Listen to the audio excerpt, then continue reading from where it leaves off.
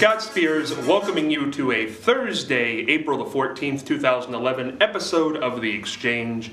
Joining me, as always, Charlie Evers, Marianne Michaels, and Fritz the Night Owl, joined by a pal I'm sure a lot of you already recognize, but we'll introduce her in just a moment. We do want to get to our sponsors.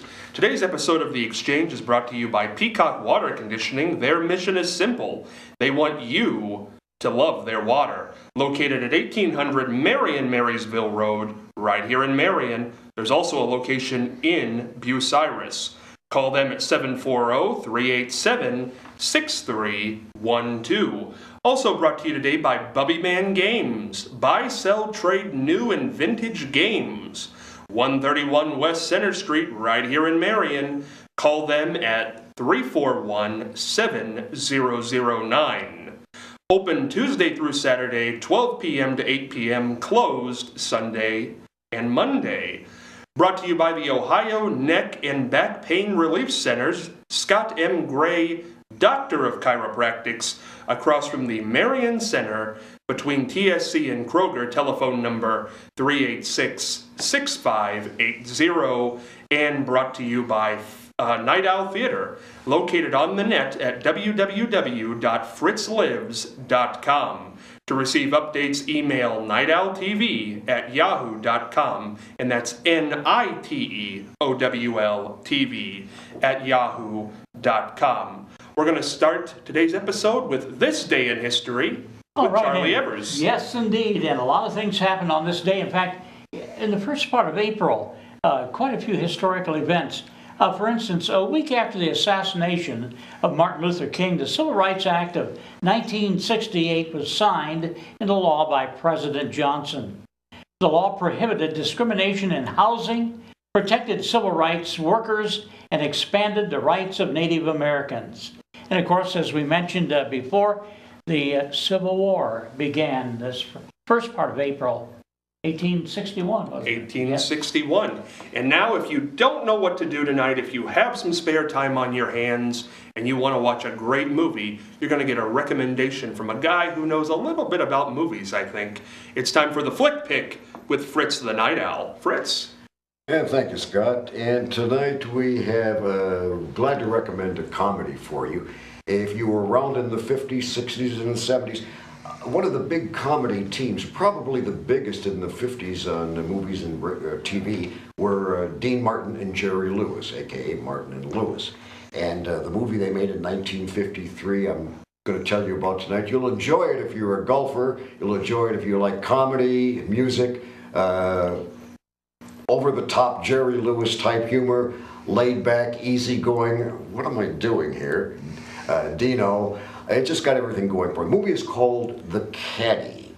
1953, I give it 3 stars out of 5. Not Martin and Lewis's best, not their worst, but a very, very watchable film I think the whole family will enjoy. And as I say, if you're a golf nut, you'll definitely enjoy all of the scenes at Pebble Beach and a lot of the great golfers who actually make cameos in this film. There's Ben Hogan, Sam Snead, Byron Nelson, and many, many more. And of course, the story basically is Jerry Lewis is an aces golfer, but he freezes on the course, so he can't play in the tournaments. But Dino is just a natural at it, so Jerry gets him into the tournaments, and Dino is the golfer. The movie is also notable in that this is the movie in which Dean Martin sang "That's Amore," which was one of his signature songs for years and years and years. He sang "That's Amore."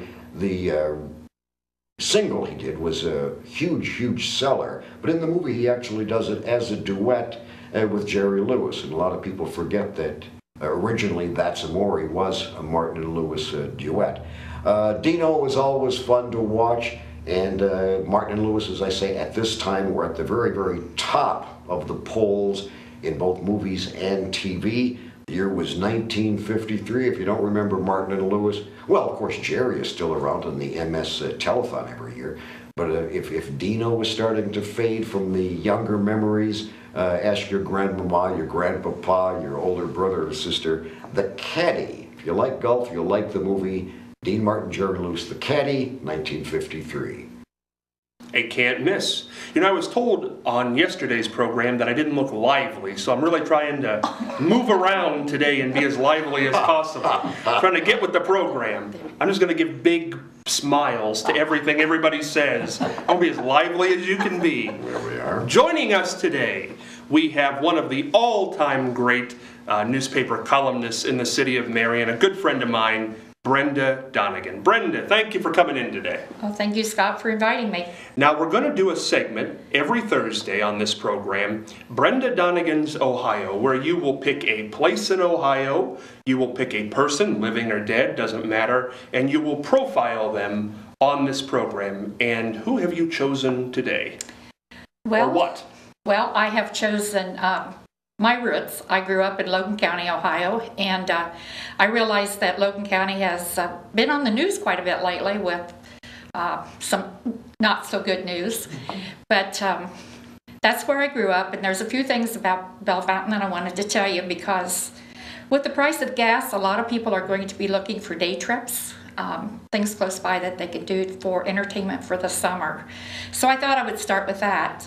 Bellefontaine is the county seat of Logan County, and it has many historical things that you can go see. First of all, the first concrete street in America was built, and it's called McKinley Street. The shortest street in America is also in Bellefontaine. And Camel Hill is the highest point in Ohio at 1,550 feet above sea level. If you're a skier, there's Mad River Mountain close by. If you're interested in history, there's Macachee and Piat Castles in West Liberty, about 5-6 miles south of Bellefontaine. Years ago, Indian Lake was a well-known summer vacation spot. It still is a destination for a lot of people who just want to relax, but back in I think it started in 1924, if I remember right, the Sandy Beach Amusement Park, and closed in the early 80s. But that was a destination for everybody. It was called $1 Million Playground, and everybody went there for fun, relaxation, and amusement. I remember going with my parents as a child. They danced a lot, and going to the dance hall and dancing to big name bands. And we kids, of course, weren't allowed in the dance hall, so we had to sit outside and watch them. And it was a big thing for us on Saturday evening when everybody would go to Indian Lake and go over and listen to the big bands and dance. Also now in the area, there are at least 4 Amish communities. I know a lot of people think of Northeast Ohio as more Amish, but they do have 4 little settlements around Bellefontaine. I have taken residents where I work over to my friends' homes for lunch. I have 2 friends over there that open their homes for catered meals. And am I allowed to give their names? Oh, yeah, you can. If they don't mind, I don't mind. Okay. Well, Marvin and Nancy Hellmuth are 2 of my friends, and Jonas and Edna Hirschberger. And if you'd be interested in ever make contact with them, just get a hold of me. But we go over there, and of course, everything they do is homemade. Everything. Even from the mashed potatoes, you can see them even as you arrive, still putting the finishing touches to the potatoes, and the chicken is just out of this world. I asked Nancy one day, I said, what is the secret to your nice, tender, juicy chicken? You know what I found out? She soaks it overnight in milk. Really? Ain't that Yes. something? Soaks it overnight in milk, browns it a little bit, puts it in the oven and bakes it, and it is scrumptious. You just can't believe how good it is. Well, there's a couple of other things about the Bellefontaine area that I'd like to talk about. The Mills brothers, of course, were born in Piqua, but they grew up in Bellefontaine. And they became the first male African-American quartet to go on and make several albums. One of my favorite songs is You Always Hurt the One You Love. And the other one I could think of is Paper Doll. How about Glowworm? Glowworm was one of them. They were my father's favorite group. Oh, they were fantastic, and I still love to listen to their music. There's a group yet, but I believe only one person in the group is actually a descendant of the Mills.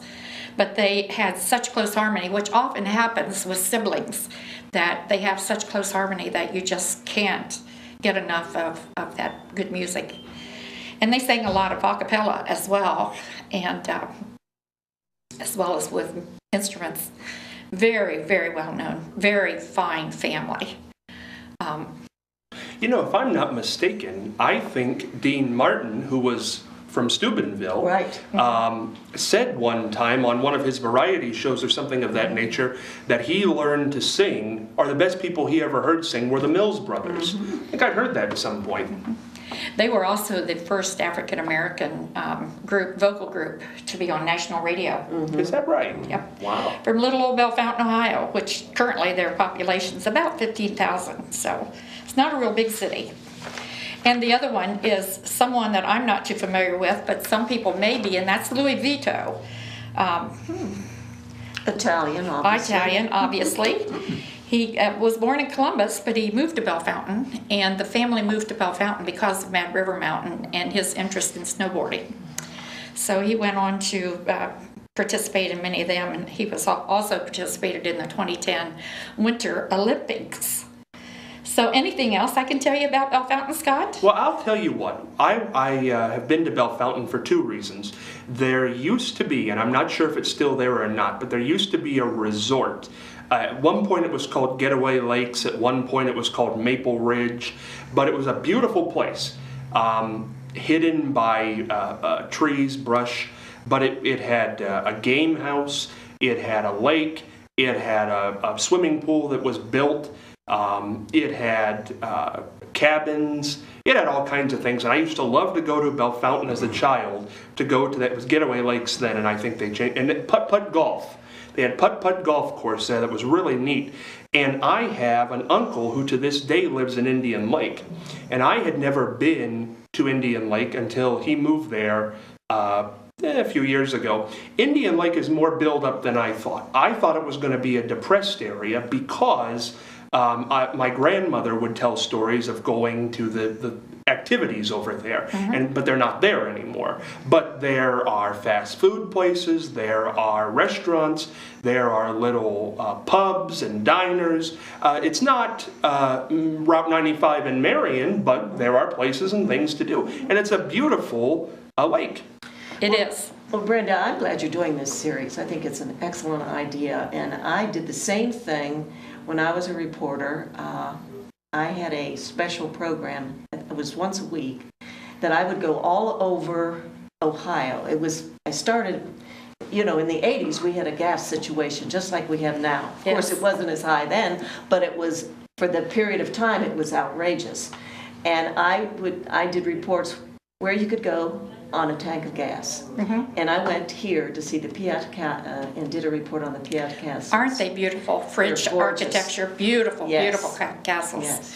Unfortunately, they're not handicap accessible, but if you have young children, and especially if they're interested in history, it'd be a wonderful There place are to a take lot of them. wonderful places in Ohio to visit. Oh. There really are. I found that out when I did that series. I should mention that Bellefontaine currently, one of the best puppet makers and puppeteers on the planet is in Bellefontaine. Her name Really? is Pam Close, and she has an operation there called Close Puppets.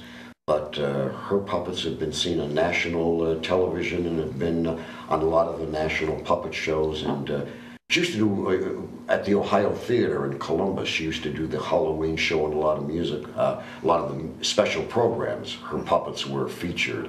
And as I said, when I'm talking about little stockings over her hand, we're talking major league puppets.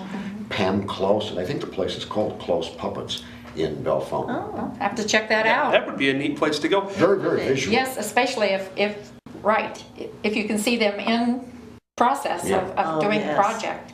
That would be a wonderful tour. You know, it's interesting because Ohio, you don't, I think of it if you grow up in Ohio as it being a big hub for things. But really it is. I mean, generally, we've had presidents, many, one from this city. I think we have more presidents from Ohio than any other states. 8, I believe. I think that's right. Yes. We have a neat thing. So many showbiz people came from Ohio. Yes. Phyllis Diller, Hugh Downs. Bob Hope? No, he came well, from Pennsylvania. he spent his childhood here. Yeah. Clark Gable was Ohio, wasn't he? Cadiz. At one- I think. yeah. Yes. Roy Cadiz. Rogers. Roy also. Rogers. Roy Rogers. Yeah. A Yep. lot of people came from Ohio, the Exodus. I'd like to see the Exodus that, well, Betty White lived here in Bell Center Oh, That- did she? for a while. Yes, she did. That's my hometown. Bell Bell Center. No, Brenda, I'm going to put you on the spot here because I know this is true. Who did you have what TV personality who's still around, did you have a little bit of I'll say relationship with from Bell Center? I think it was Bell Center. That I had a relationship with. Channel 4 Gardening Man. Oh, Yes. yes, Tom Tom McNutt. McNutt. Yes. Tom McNutt, yes, I did. He came to Bell Center. That was his very first teaching position. And actually, he rented a room from our next door neighbors. So Tom and I, he was not only the teacher and I was the student, but we were friends, and we've been friends for years. Tom is a neat I guy. worked with him at Channel 4. Yeah. Oh, and he's been down to Marion so many times. He is such a fascinating Yes. fellow. I had him on Morning Magazine when I did Morning Magazine at WMRN. Nobody knows horticulture Oh, like yeah. Tom And McNutt. he wrote a book, and I've got his book. He did Tom's Green Thumb or something Right. like that. Very good book. And he knows everything. People don't seem to stump him at all when they call him with those gardening questions. Yes. It's amazing. One other person from Bell Center who is pretty well known played basketball at Ohio State with Fred Taylor in the 1960s was Dick Ricketts, known as Little Dandy Dick, if any of you remember him. Charlie, did you ever have any experiences with Bell Fountain? Yes, I sure did. One of my trips across Ohio, we stayed overnight in Bell Fountain. And when we left, we went down, thank goodness we went down the tallest hill in Ohio. I can remember passing the vocational school Yeah. off to the side there. Yeah. Yeah, what is that? Is that actually in Bell Fountain? Well, It's on right the at east side. the Yeah. east side, yes. Yeah. But now let me tell you, because of the Bell Fountain Airport, we have a working beacon at our airport in Marion. One night I flew with a friend, we were delivering a plane to Bell Fountain. It was really cloudy, but down through the breaks in the clouds, we could see a beacon turning. And so we get down below the clouds, and there was the airport. At the same time, the beacon in Marion hadn't been turned on or working for years. Two of us went to the mayor, and the beacon was operating within a few days. And it still does. Well, it should have been, shouldn't it have? Oh, yes. Who let it burn out? Which mayor let the Well, beacon burn out? it didn't have any maintenance care. That's a problem. You know something, Charlie? Every time a subject is brought up, you know something about it. I've been around a long Well, time. the thing of it is, your memory is so wonderful. Wow. Yes. It really He is. does have a sharp memory. He does. Absolutely. We're going to go on to the mailbag question this week. Brenda will join us on this one. I have a 40-year-old daughter who is a single mother with her own 4-year-old daughter. My daughter is contemplating moving in with her boyfriend. I am not in favor of this. I see many problems ahead. Please give me your opinion. Rodney in Upper Sandusky. What do you think, Marianne? No, you know something, this is so common now. It really is common. Young people live with one another before they're married. I mean, it's not taboo by any means. Or they never get married. And and sometimes it's been found that if you live with somebody, that you end up not marrying them. That's happened Right. many times. Get to see what they're really like. But I would not judge a person, but I don't know how to help this person Well, out. if this person has it was Rodney, right? Rodney. If he has a 40-year-old daughter, he's really got to have come from the era before Sure. living together Was acceptable. was acceptable. And so that might be just one of the things Yes. that's a problem for him here is that you grow up with this as being a no-no, and now it's yawn next. Yeah, now, it's so common. So I would Yes. think if this is all Rodney has to worry about, he's got a great Sometimes you find life. out I suppose when you live with somebody, that person you don't want to marry. And then again, in the letter, he doesn't say what kind of guy the boyfriend is. Yes. or anything Right. like Well, that. see- So he kind of leaves out a lot of things that you would know. Necessary Yeah. information. Maybe I'm reading too much into this, but my problem would be, if I was Rodney, would be that maybe the boyfriend is not going to be as nice to the child when they're 4. Yes. I think there should be a rule. This is my own opinion, but I think that you should never have somebody stay the night who's not married in any form or fashion until the child's in school. Oh, I totally agree with 4 that. years old, I don't think Yes, so. no, I see your point. Yes, that's not a good idea. Charlie, what do you think? That's right. And one of the other things is man and woman living together, and she has had, or he has had, a son or a daughter. How many murders have taken place when the boyfriend gets too irritated, can't control the child, and ends up shaking it and it dies? 4 years old is too young. If you have a child who's not in kindergarten, I think that's a good cutoff point. If you have a child who's not in kindergarten, your main concern Should be that child. Don't worry about moving somebody in, and especially, and I don't know, but if the father's in the picture, he's going to get angry. And the earliest childhood memory I have is 3 years old. That's as far back as I can remember. So if a new man walked into my life at 4 years old, I think I might have trouble distinguishing between a father and this guy who lives with my mother. What do you think, Charlie? I think so, but nowadays, you almost, unless you're going to live with all this turmoil in your body, you almost have to give in to the current times, certain things, and not let it bother you. You had daughters. We talked about this in an earlier episode. 3 daughters. Did any of them, and we don't have to point out specifics here, but did any of them, specific names, did any of them ever do anything relationship-wise that you weren't pleased with? Because you were the father of daughters. Not exactly. There were a few glitches here and there, but all in all, I still treasure those girls. Right. Have you liked all the boyfriends? Not necessarily, no. When you didn't like one, what'd you do? I just didn't do anything. I just hoped it all work out, that the girl would see the light. Yes, because sometimes when you object to something, there's That's right. more Ooh. likely to A go lot. against you, and so sometimes you're better off not to say anything. Marianne, you're on the opposite side of that. You have a son. When he would date somebody, was there ever anybody who you didn't like? No. Liked them all. Yeah, I really did. Hmm. And so you've never run into that. And he dated a lot of girls. Yeah. There you go. Brenda, boys and girls, daughters and sons. What has your situation been? Kind of both. There were a couple of each that I wasn't really, should I say, pleased with, but I figured that things would work themselves out if I just kind of was civil and kind and prayed a lot. There you go. Fritz, what do you make? 5 sons. 5 sons. Well, it wasn't until they were really involved with somebody that I really got to know them. I mean, because again, as a bachelor, you know, the boys dated so many of them I never even met, that it was 2 dates, 3 dates, 4 dates, and bye-bye. But the ones that I met, again, were really nice and enjoyed them all. Worked out okay. Rodney, just try to deal with it. Maybe you'll develop a friendship with the guy. That's right. Onward and upward. Well, let me say that my daughter-in-laws and son-in-laws are my favorite people right now. Oh, that's There you go. wonderful. There you go. That's I do want to let the audience out there know if you have a question for the mailbag, you can join us on Facebook under the name Scott Spears, or send it in an email to irmcommunication@gmail.com. One thing I want to do, because before we wrap up today, we got about a minute left. We've been running a campaign here, Brenda. I know you write a column for the paper. What do you think? Fritz the Night Owl Grand Marshal 2011 Popcorn Parade. I think it would be perfect with the theme, And the theme is? something Hollywood.